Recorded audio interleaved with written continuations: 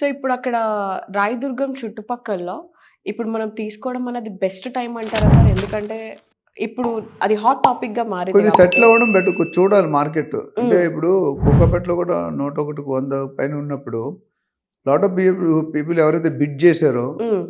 ఆ నలుగురు అని బిల్డ్ సినిమా ఉంది ఆ నలుగురు అని. చాలా నలుగురు బిల్డ్ చేశారు. వాళ్ళు కూడా ఫుల్‌ఫిల్ చేయలేదని విన్నాను హ్మ్. కొంతమంది. హ్మ్. అంటే the rate was artificially hyped. హ్మ్.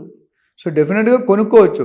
కొద్దిగా కొన్ని డెసిషన్‌లు ఎట్లంటే ఒక్కోసారి తగ్గుతుంటాయి. ఒక నెల, 2 నెలలు, 3 నెలల తర్వాత. హ్మ్. కొద్దిగా వెయిట్ చేసి ఆగి కొద్దిగా పెట్టుకోవడం బెటర్ ఆ ఏరియాలో. మిగతా ఏరియాలో కొనుక్కోవచ్చు. ఓకే. రియల్ ఎస్టేట్ ఎప్పుడు కొనుక్కున్నా బంగారమే.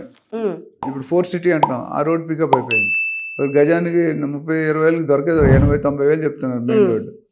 సో ఓవరాల్‌గా ఏంటంటే it depends upon your funds position. హ్మ్. మీరు అప్పు చేసుకుంటున్నారా? హ్యాండ్‌లోనా? బ్యాంక్‌లోనా? అది మీ దగ్గర ఆల్రెడీ ఉందా? లేదా మీకు ఇంక నుండి వచ్చిందా? మీరు ఏదైనా ప్రాపర్టీ మీరు డబ్బులు ఉన్న దాన్ని బట్టి మీ సొంత డబ్బులైతే ఒకలా ప్లాన్ చేయాలి. అద్దె హ్మ్. అంటే లోన్ అయితే ఒకలా ప్లాన్ చేయాలి. మీ పర్పస్ బట్టి కూడా ఆధారపడి మీ ఏజ్ బట్టి ఆధారపడి చాలా ఫ్యాక్టర్స్ ఉన్నాయి. అందుకని హ్మ్. రియల్టర్ ఆప్షన్‌లో ఇన్వెస్ట్మెంట్ అడ్వైజర్లు ఏం చేసామంటే ఒక సెల్ పెట్టి మీరు ₹1,00,00,000 పెట్టాలంటే మా దగ్గర రండి అపాయింట్మెంట్ తీసుకుని ఒక గంట హ్మ్. సేపు తీసుకొని మీకు చెప్తాం మీ గురించి అర్థం చేసుకొని మీ పర్పస్ ఏంటి ఎందుకు హ్మ్. కొనాలి ఉండడానికా ఇన్వెస్ట్మెంట్లో 4, 5 రకాలు ఉన్నాయి. ట్రేడింగ్ చేస్తారు. హ్మ్. క్యాపిటల్ కన్జంప్షన్ అంటే మనం ఉండడానికి.